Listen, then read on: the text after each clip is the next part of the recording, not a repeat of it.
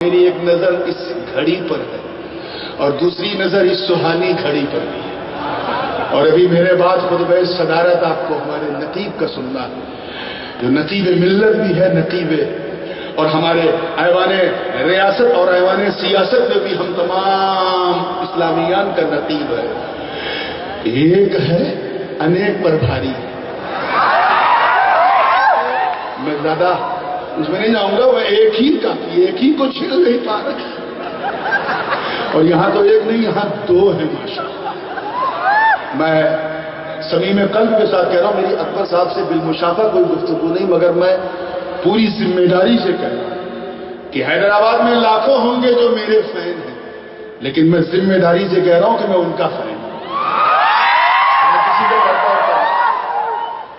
توجہ کے ساتھ بالکل کڑی سے کڑی ملا کے بات کو فنش کر رہا ہوں۔ ایک چیز اور بہت ضروری ہے رحم کرنے کے لیے،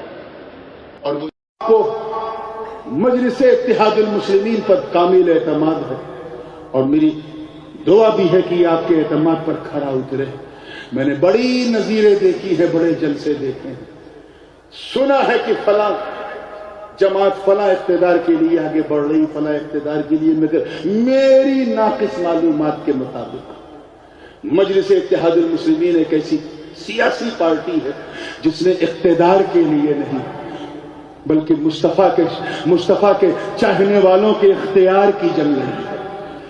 اقتدار ہوتا تو کہیں نہ کہیں کسی جماعت میں ضم ہو جاتے، ولے ہو جاتا، لیکن معاملہ اقتدار کا نہیں، اختیار کا ہے، اور وہ سلسلہ فخر ملت سے سالار ملت، اور سالار ملت سے نقیب ملت، اور نقیب ملت سے ہم سب کے حبیب ملت کو، اور یہ انشاءاللہ سلسلہ چلتا رہے گا۔ مجھے بڑی خوشی ہے اور ایسا لگتا ہے کہ اب یو پی میں واقعی اچھے دن آنے والے ہیں، اور میں اتر پردیش کے اس خطے کا رہنے والا ہوں،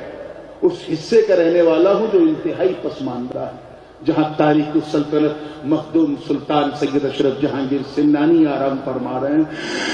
لوگ مدارس کے نام پہ، جامعات کے نام پہ، اور جھوٹے جھوٹے وعدے کر کے اور اس طرح سے کر کے ہمارا استحصال کرتے رہے۔ ہم آپ کی آواز پہ آواز ملا کر، جس طرح آپ کی دعوت پر میں لبیک کرتا ہوا آیا ہوں، آپ یو پی کے مسلمانوں کی دعوت پر لبیک کہتے ہوئے آئیے۔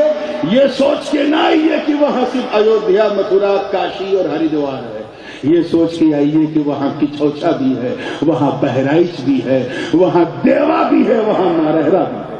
مولا کریم مجلس اتحاد المسلمین کے قائد، اس کے رہنما، اس کے معتمدین، اس کے جتنے بھی ارکان اور اسمبلی کے ارکان ہیں، سب کے حوصلے کو بلند فرمائے، اور مصطفیٰ علیہ السلام کے شمع رسالت کی کرنیں پورے یو پی میں اور پھر یو پی سے انشاءاللہ آگے بڑھتی جائے۔ اگر خاموش رہوں میں تو ہی سب کچھ ہے، جو کچھ کہا تو تیرا حسن ہو گیا محدود۔ وآخر دعوانا ان الحمدللہ۔